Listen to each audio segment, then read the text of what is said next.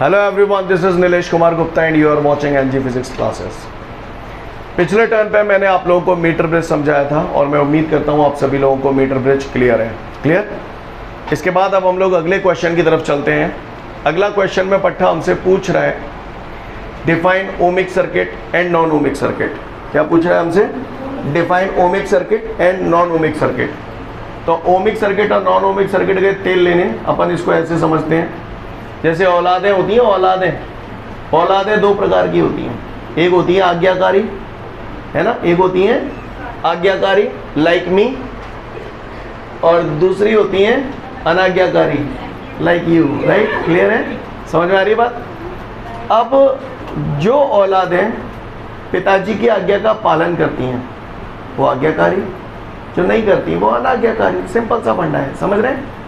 Similarly दो type के circuit होते हैं, एक होते हैं ओमिक सर्किट और दूसरे होते हैं non ohmic circuit. Ohmic circuit वो सर्किट होते हैं जो ओम्स लॉ को फॉलो करते हैं, नॉन ओमिक सर्किट वो सर्किट होते हैं जो ओम्स लॉ को फॉलो नहीं करते। कहानी समझ में आ रही है? सिंपल सा डेफिनेशन है। क्लियर? आपको याद होगा एक जमाने में मैंने आपको लिमिटेशंस ऑफ ओम्स लॉ पढ़ाए थे। याद है आप सभी को limitations of Ohm's law? Limitations of ohms law में मैंने आपको ये बताया था, लिमिटेशंस में मैंने बताया था it is applicable only for the metallic conductors. Clear? तो जितने भी ओमिक सर्किट हैं वो कौन है? All the metals. Clear? All the metals comes under the category of ohmic circuit. Scene clear है? कुल मिला के बात ये, सर्किट दो टाइप के होते हैं, ओमिक नॉन ओमिक। वो सर्किट जो ओम्स लॉ को फॉलो करते हैं दैट आर ओमिक सर्किट, वो सर्किट जो ओम्स लॉ को फॉलो नहीं करते non ohmic circuit. Clear? Ohmic circuit में हम लोगों ने पढ़ा था ओम्स लॉ को फॉलो करते हैं, यानी V proportional to I। Clear? Ohm's law में पढ़ा था ना अपन ये। तो इसका मतलब यहाँ पर करंट और वोल्टेज के बीच में जो ग्राफ होता है that is straight line. Clear? यहाँ करंट और वोल्टेज के बीच में ग्राफ कैसा होता है? Straight line. ये ओमिक सर्किट की पहचान है। ओमिक सर्किट बोले तो ऑल द मेटल्स। किसी ने बोला कॉपर वायर, तो कॉपर वायर क्या है? ओमिक सर्किट या non ohmic circuit? Ohmic circuit. क्यों? क्योंकि ऑल द मेटल्स। क्लियर? सही बोल रहा हूँ ना? जितने भी मेटलिक कंडक्टर्स होते हैं that obey the Ohm's law. किसी ने बोल दिया सिल्वर वायर, तो ये भी ओमिक सर्किट। कोई भी मेटल का वायर बोल दे दैट आर ओमिक सर्किट। समझ में आ रही है बात सभी को? यहाँ पर करंट और वोल्टेज के बीच में ग्राफ कैसा होता है? Straight line. सीन क्लियर है सभी को? बात समझ में आ रही है? आगे बढ़ते हैं। अगली बात आती है non ohmic circuit. Non ohmic circuit की अगर मैं बात करूं तो वहां पर करंट और वोल्टेज के बीच का ग्राफ स्ट्रेट लाइन नहीं होता है, वहां करंट और वोल्टेज के बीच का ग्राफ कर्वेचर होता है। क्लियर? कैसा होता है? कर्वेचर। क्लियर है? तो इसलिए हम लोग बोलते हैं कि ये ओम्स लॉ को फॉलो नहीं करते हैं। नॉन ओमिक सर्किट के जो एग्जाम्पल हैं डायोड, ट्रायोड, ट्रांजिस्टर, ये सब नॉन ओमिक सर्किट के एग्जाम्पल हैं। अब आप लोग तो जानते नहीं हो डायोड क्या होता है, ट्रायोड क्या होता है, ट्रांजिस्टर क्या होता है। ये हम लोग चैप्टर नंबर 13 में पढ़ेंगे, यानी लास्ट में है ये। मॉडर्न फिजिक्स में ये सारी चीज़ें आएंगी, फिलहाल आपको याद रखने पड़ेंगे। बात समझ में आ रही है? फिलहाल मैं आपसे ज़्यादा उम्मीद नहीं करता हूँ बेटा, लेकिन इतना ज़रूर होना चाहिए कि वो सर्किट जो ओम्स लॉ को फॉलो करें वो ओमिक सर्किट, जो नहीं करें वो non ohmic circuit. Ohmic circuit के एग्जाम्पल हो गए all the metals, right? Non ohmic circuit के एग्जाम्पल डायोड, ट्रायोड। क्लियर है? पढ़ लो फटाफट से, फिर मैं आगे की बात कहूँगा।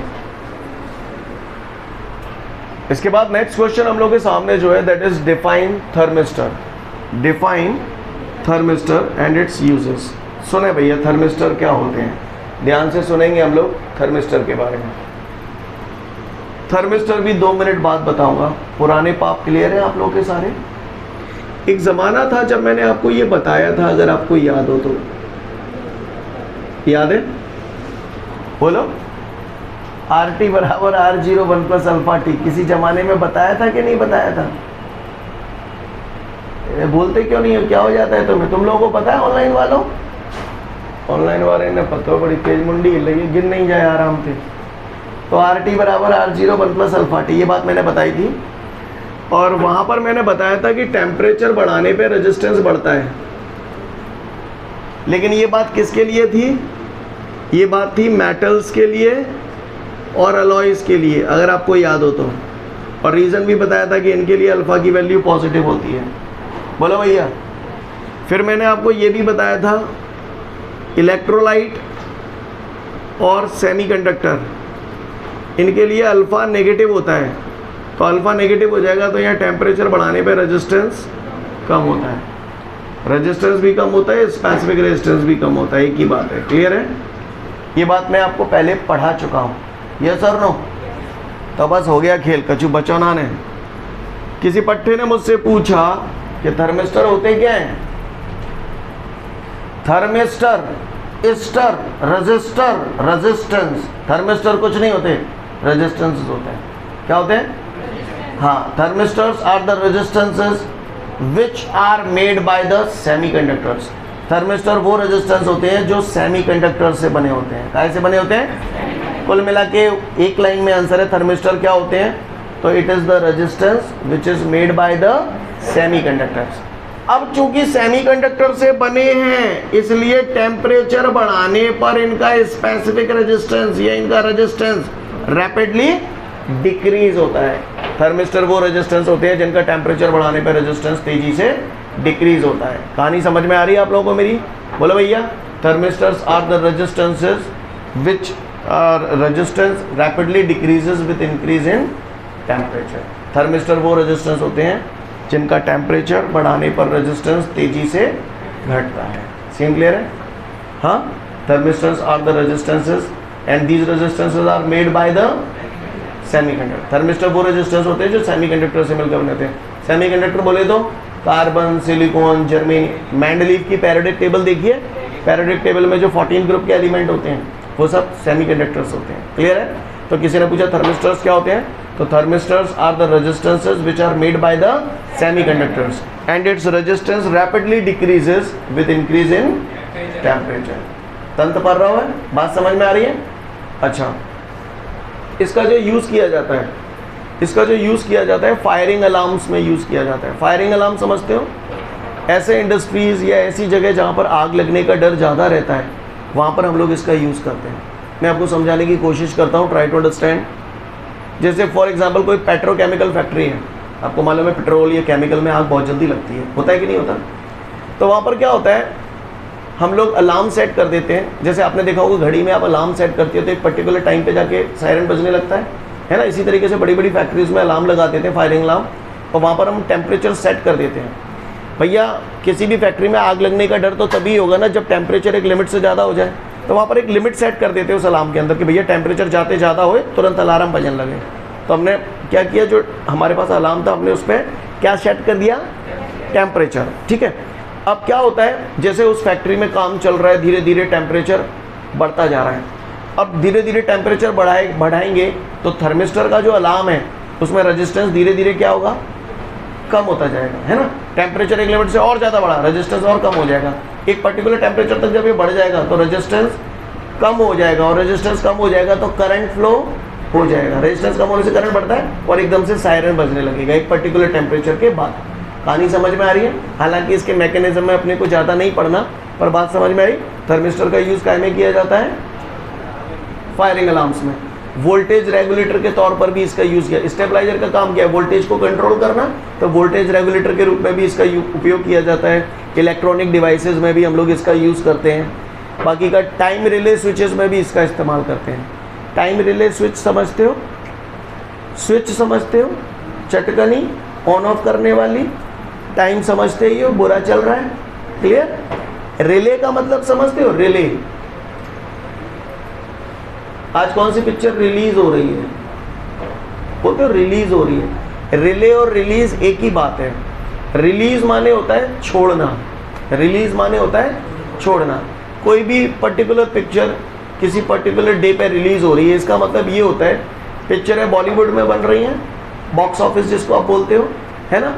तो बॉक्स ऑफिस से वो पिक्चर रिलीज कर दी जाती है पब्लिक के लिए, जिससे पब्लिक उसे देख पाए। उससे पिक्चर तो पहले ही बन जाती है ना, लेकिन बॉक्स ऑफिस से जो रिलीजिंग डेट होती है उस डेट पर रिलीज की जाती है और पब्लिक तक आती है। समझ में आ रही है बात? तो रिलीज वर्ड का मतलब क्या होता है, छोड़ना।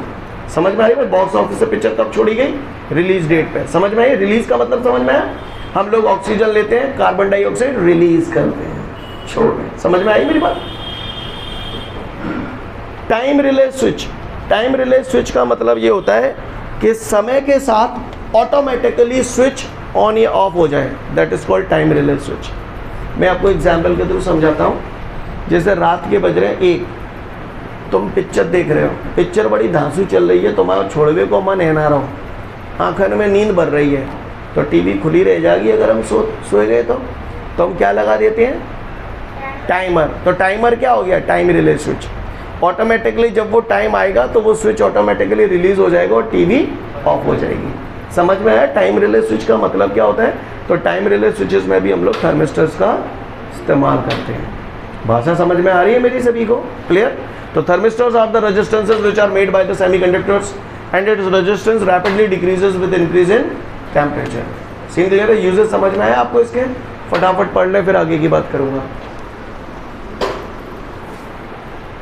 इसके बाद हम लोग के सामने अगला क्वेश्चन है, explain the colour code of carbon resistances. Clear? क्या बोल रहे हैं वो? Explain the colour code of carbon resistances. तो ध्यान से सुनिएगा, ये क्या है? कोड वर्ड समझते हो? कोड वर्ड है, सब समझते हो? तो कोड वर्ड आप लोग समझते हो, कोडिंग की अपनी एक लैंग्वेज होती है। सही बोल रहा हूँ ना? एक दोस्त है, दूसरे दोस्त के घर पे जाता है, अपने दोस्त है बुलाए हुए के लिए क्रिकेट खेलवे चलेंगे सवेरे, और पता चलो बाकी पापा दिमाग खराब कर रहे हैं, अभी जानना दे दो। सही बोल रहा हूँ? तो आप कोड वर्ड यूज़ करते हो कि मैं जैसे ही बाहर आऊँगा 2 सीटी मार दूंगा, सोई तू आ जाइयो। तो ये क्या है? कोड वर्ड है। सही बोल रहा हूँ? पिक्चरों में कई बार देखते हो, वो अगर आपके पास लाल गुलाब लेके आ जाए तो आप उसे 2 लाख रुपए दे देना, ऐसा करके बोलते हैं कि नहीं बोलते? बोलो भैया। तो ये सब क्या है? कोडिंग है। क्या है ये? कोडिंग है। भाषा समझ में आ रही है मेरी? आप लोगों के पास एक कॉपी होती है, नोटबुक, सबके पास है यहाँ पर। मुझे कैसे पता चलेगा कौन सी कॉपी कौन की है? तो उस पर आप कुछ लिखते हो, जिसे आप नाम बोलते हो, क्लास, मीडियम लिखते हो। ये क्या है? ये एक प्रकार की कोडिंग है जिसके जरिए हम समझते हैं कि भैया फलानी कॉपी फलाने की है। बोलो भैया, सांची कह दी कि नहीं कह दी? क्लियर है? इसी प्रकार कार्बन रेजिस्टेंसेस होते हैं। क्या होते हैं? Carbon resistance. जैसे कॉपी पे चिट लगाए दिए तो ना, लगाए दिए तो ना, लगाए दिए तो ही, इसी तरीके से कार्बन रेजिस्टेंस होते हैं।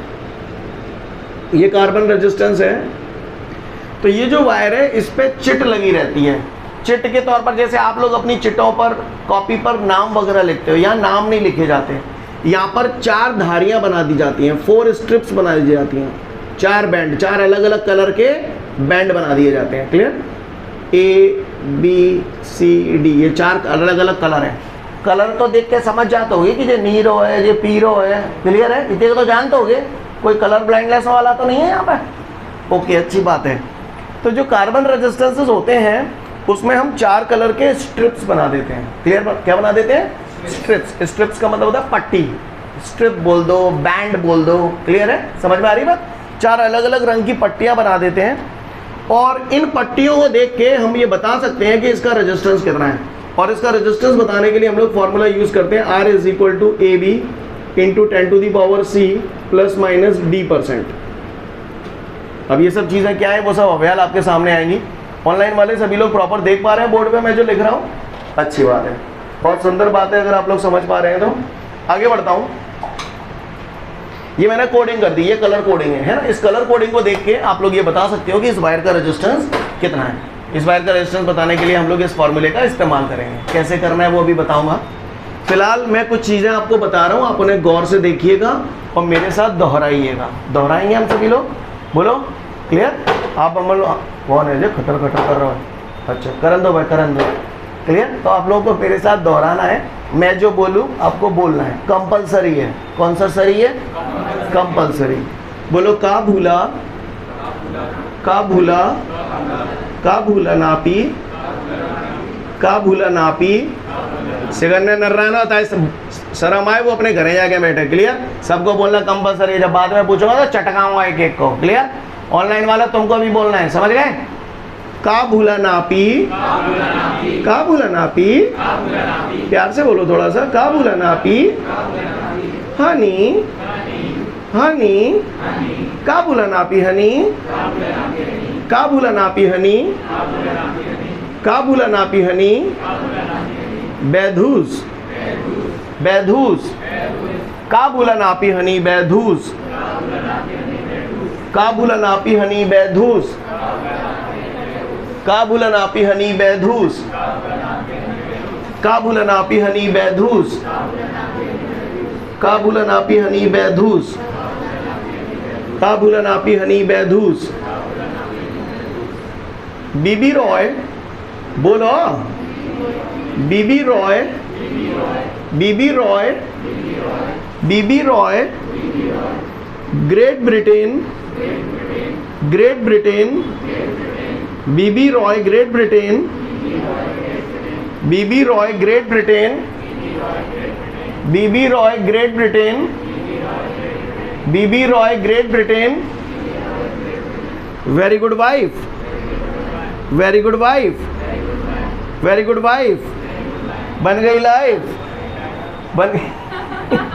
तो बीबी रॉय, great Britain, very good wife, काबुलनापी, हनी बैधूस, काबुलनापी, हनी बैधूस, काबुलनापी, हनी बैधूस, बीबी रॉय, great Britain, very good wife, बीबी रॉय, great Britain, very good wife, बीबी रॉय, great Britain, very good wife. ठीक है, अब देखिए ये कोड वर्ड है, इससे आपको ये क्वेश्चन जल्दी याद हो जाएगा। ठीक है, ये एग्जाम में लिखने की जरूरत नहीं है, पर इससे आपके काम बनेंगे। क्या काम बनेंगे देखिए, आप ही बताओ, रंगों की पहचान खुद करना। काला, इसमें एक्चुअली चाहे तो ये वाला कोड वर्ड याद कर लो, चाहे इंग्लिश वाला याद कर लो, आपको कौन सा अच्छा लग रहा है याद करने के लिए। ऐसी तैसी है जाएगी, इंग्लिश को याद करे थे, ठीक है, वहां में बैंड बजेगी, आवाज हमारे हिंदी को लिखा हुआ है। ठीक है, हिंदी वाले से दिक्कत नहीं आएगी आपको। क्लियर, चलो बोलो, काला, भूरा, लाल, नीला, ना है जे नारंगी। क्लियर जे,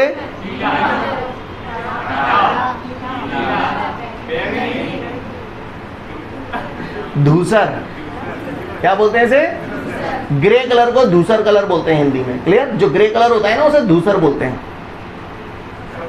सफेद, समझ गए। अब आ जाओ, अब इसके हिसाब से बताना है ना, मैंने इंग्लिश की बजाय हिंदी क्यों प्रेफर किया। आप भी हिंदी कोड याद रखना, इससे कंफ्यूज नहीं होगे। क्लियर, क्योंकि हिंदी हमारी भाषा है। देखा, कहीं जाए ब्राउन बोल गए, कहीं ब्लैक बोल गए, कहीं बोल गए जाए बिल्लू, समझ गए, लल्लू। क्लियर, तो इसलिए गड़बड़ होती है, बीबी के चक्कर में दिक्कत हो जाती है। बीबी मतलब बी, ये बी हमें कंफ्यूज करते हैं कि ये बी ब्लैक है कि ब्राउन है कि ब्लू है। कंफ्यूजन हो गया ना, तो जाते नहीं होगा, काते कारो ही होगा। सही है क्या नहीं। तो ये कौन सा हुआ वैसे, ब्लैक,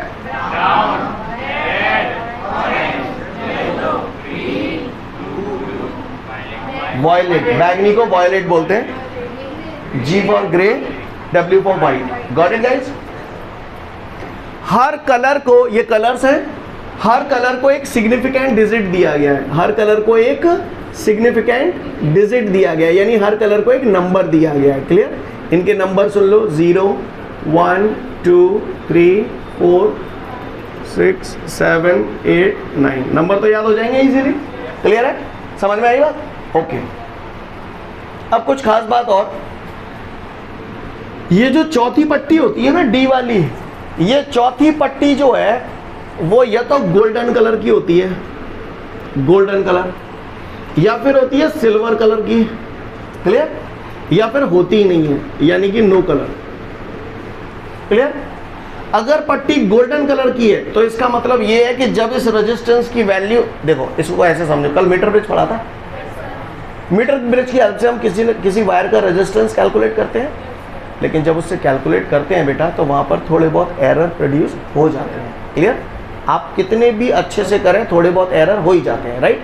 तो अगर गोल्डन कलर की पट्टी है चौथी, तो इसका मतलब ये है कि इस रेजिस्टेंस की वैल्यू में 5% तक एरर हो सकता है। अगर सिल्वर कलर की पट्टी है तो 10% एरर को रिप्रेजेंट करता है, और अगर नो कलर है तो 20% एरर को रिप्रेजेंट करता है। क्लियर, हालांकि मैंने अभी तक जो भी समझाया आपको कुछ समझ नहीं आया होगा, अब आएगा। ठीक है, अभी ये कोड वर्ड आपको याद हो गया होगा, किस कलर का कौन सा नंबर है ये भी आपको याद हो गया होगा, राइट। ये फॉर्मूला आपको याद करना है, ये आपको हेल्प करेगा। कैसे करेगा वो मैं समझाता हूँ आपको, ध्यान दीजिएगा। सब लोग तैयार हो। एक एग्जाम्पल लेते हैं, मैंने तुम्हारे हाथ में एक कार्बन रेजिस्टेंस दे दिया। अब जैसे ही तुम्हारे हाथ में रेजिस्टेंस देंगे तो तुम्हारे सामने आंखन में 4 पट्टी दिखेंगी। क्लियर, चारों के रंग दिखेंगे, तो रंग तो देख के समझ जाओगे। सपोज करो तुमने पहली पट्टी देखी और उसका रंग तुमको मिला लाल, कौन सा रंग मिला? लाल। रंग तो देख के समझ जाओगे। दूसरी पट्टी सॉरी, ये है पहली पट्टी, ये ए बी सी डी 4 पट्टियाँ हैं ना।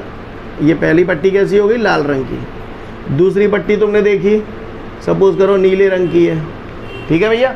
कैसे रंग की है? नीले रंग की। तीसरी पट्टी सपोज करो, कुछ भी मान लो, क्या मानो? बोलो, आप बोलो। हरा मान लो तुम, इच्छा रहे तुम खुश रहो। चौथी पट्टी मैंने ले ली, सपोज करो सुनहरे रंग की। कैसे रंग की? सुनहरे रंग की, ठीक है। अब इन रंगों को देख के हम इसका रेजिस्टेंस बता सकते हैं। कैसे बताएंगे? देखिए, फॉर्मूला ये है रेजिस्टेंस बताने के लिए। ए वाली पट्टी लाल रंग की है, लाल रंग का नंबर कितना है देख के बता। 2, तो ए की जगह का आता 9, 2। बी पट्टी कौन से रंग की है? नीले रंग की है, नीला रंग 6। अब कईयों खिलाड़ी जहाँ में ऐसे होंगे 2 6 12 कर देंगे, कछु ना करना, वैसे की वैसे नंबर देंगे, समझ गए? 2 6 12 मत कर दियो, वाट लग जाएगी। क्लियर? इनटू 10 की पावर सी वाली पट्टी हरे रंग की है, हरा रंग 5 प्लस माइनस डी वाली पट्टी सुनहरे रंग की है, सुनहरा गोल्डन 5%। ये आ गया रेजिस्टेंस। समझ में आई बात? यानी 4 रंग देख के आप रेजिस्टेंस बता सकते हैं। माइंड इट, ए का बी से मल्टीप्लाई नहीं करेंगे, जो नंबर है केवल सिंपल नंबर रख देंगे। बात समझ में आ रही है? हाँ, अगर आप ये चाहो 26 का 10 की पावर 5 से मल्टीप्लाई करना चाहो तो वो कर सकते हो, लेकिन इसका इसके साथ नहीं करेंगे। भाषा समझ में आ रही है सभी को? काउगे को परेशानी? मेरी अगली बात, निकाल लिया रेजिस्टेंस आपने? पहली 2 पट्टियां ए और बी, पहली 2 पट्टियां रेजिस्टेंस के पहले 2 सिग्निफिकेंट डिजिट को रिप्रेजेंट करती हैं। बोलो भैया, तीसरी पट्टी क्या रिप्रेजेंट कर रही है आप बताओ? तीसरी पट्टी यही तो है सी, ये 10 की पावर को रिप्रेजेंट करती है। और चौथी पट्टी रेजिस्टेंस को मेजर करते समय होने वाले एरर को रिप्रेजेंट करती है। क्या मैं उम्मीद करूं कि हम लोग समझ गए बेटा कलर कोड? क्लियर है? काउए को परेशानी? हाँ, तो इस तरीके से कोडिंग करते हैं। अगर मैं आपको कोई भी कार्बन रेजिस्टेंस दे दूं और उस पर अगर आपको 4 रंग दिख जाए तो 4 रंग देख के आप बता सकते हो कि इसका रेजिस्टेंस कितना है। आपने देखा है कभी कार्बन रेजिस्टेंसेस? तो देख लेना, आज की डेट में तो सोशल मीडिया के ज़माने में यूट्यूब पे देखना, कार्बन है उसमें 4 कलर ऐसे दिखाएगा आपको, ठीक है ना? खैर देख लो, फटाफट आंसर समझ जाएंगे आप लोग। वेल, इसके बाद हमको एक न्यूमेरिकल दिया हुआ है, उस न्यूमेरिकल को देखते हैं सभी लोग। जिन लोगों का हो गया बहुत अच्छी बात है, जिन लोगों का नहीं हुआ वो लोग ऑन द बोर्ड देखें।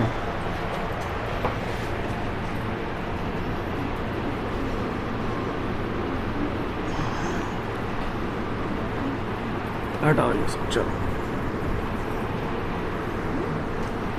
नंबर खुद ही बताना हो आप लोग, ठीक है?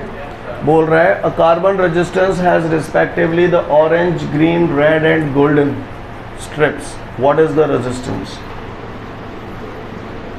ये मैंने बनाया 1 2 3 4, राइट? नाम दे दिया ए बी सी डी। कौन कौन से कलर हैं? Orange, green, red, golden. Orange, green, red और ये गोल्डन। सही जा रहा हूँ मैं? क्लियर? अब कह रहा है इसका रेजिस्टेंस बताओ। फॉर्मूला हमारे पास है into 10 to the power C plus minus d%। Scene clear है भैया? लगाओ फॉर्मूला। ए ऑरेंज, हाँ भैया सही बोल रहे हो ना, तुम्हारे भरोसे हूँ मैं चुन चुन के पूछना चाहता हूँ। चुन चुन के पूछ लूँ? हैं? ठीक है। अक्सर लोग क्या करते हैं, कोड वर्ड तो सही पढ़ते हैं, काफ गुलन आप या नहीं बैठो, फिर 1 से गिनना चालू कर देते, 0 से ना गिन। काफ़ी लोग, कई लोगों के साथ हुआ था कि ये मिस्टेक जब आपने किया था तो मुझे ना मालूम। तो कितना है? 3। क्लियर है? ओके। दूसरा कौन सा है? ग्रीन। बताओ भैया। 5। समझ में आता है? काउंट करके बताऊं? ओके, तुम्हारे हिसाब से चलूँ? 3 5 से 15 कर दूँ इसे? नहीं करो। सी रेड, 2 डी गोल्डन 5%। ये आ गया अपना आंसर। समझ में आ रही बात? मैं चाहूँ तो 10 का स्क्वायर 100 होता है। 100 को 35 से मल्टीप्लाई करूंगा तो 3500 प्लस माइनस 5%। रेजिस्टेंस निकाला है तो यूनिट क्या होगी? ओम। भाषा समझ में आ रही है? कर सकते हैं हम लोग इसे। इस टाइप के क्वेश्चन आ गए तो हम लोग चमका देंगे, ये चमक जाएंगे, चमका देंगे। तो फटाफट इसे नोट डाउन कर लो फुर्ती में। ओके, आज के लिए पर्याप्त है, कल फिर मिलते हैं। Thank you everyone, have a great day to all of you guys. जय हिंद।